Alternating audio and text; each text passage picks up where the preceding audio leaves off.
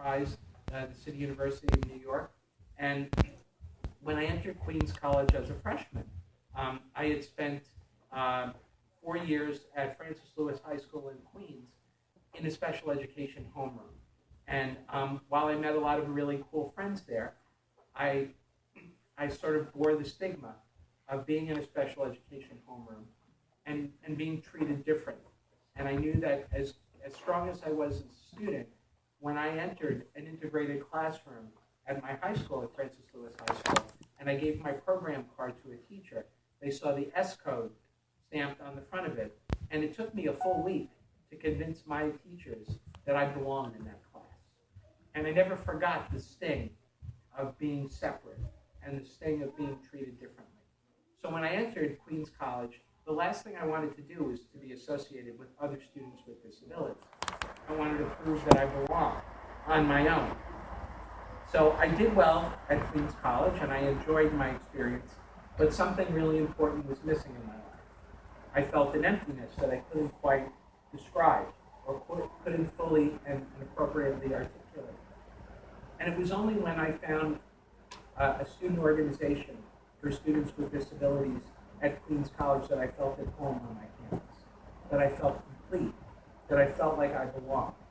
And I came to understand that it was because this was my community, this was my family, and this is where I was able to achieve my full sense of self.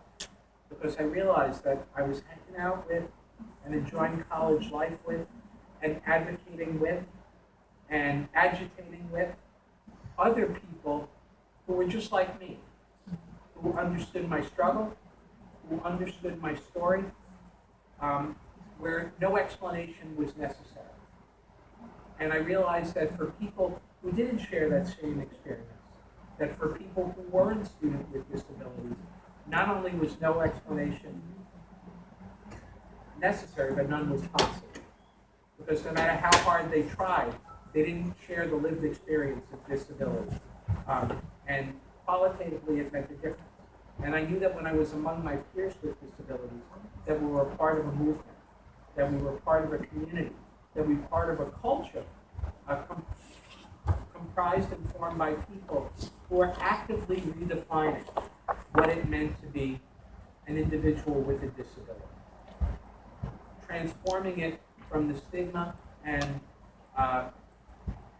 the shame that had been typically associated with a disability experience to a group of people who were finding pride in their shared identity as individuals with disabilities, who were demanding equal access and opportunity, and who were transforming the way that people understood the disability experience in my CUNY classes and beyond.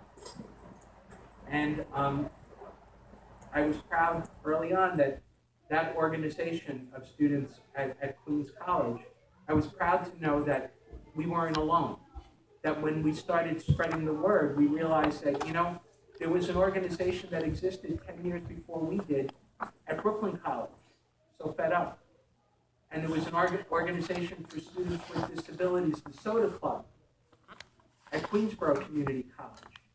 And we realized that we weren't alone, that there were all these students and all these student organizations who were experiencing the same thing, the same kind of exclusion, the same kind of stigma, and who were turning all that on their heads by the advocacy that they were doing on their campuses. And there were some student leaders who said, wouldn't it be great if we got us all together? And we formed a Congress of organizations, CUNY organizations, of students with disabilities. And that organization, CCSD, first got together in the fall of 1989. And I was proud to sit at a table just like this, very similar to this, at the CUNY Graduate Center. The first ever meeting of the CUNY Coalition for Students with Disabilities. And we were all so jazzed to be there. Not because we knew what we were doing, because we had no idea what we were doing, right?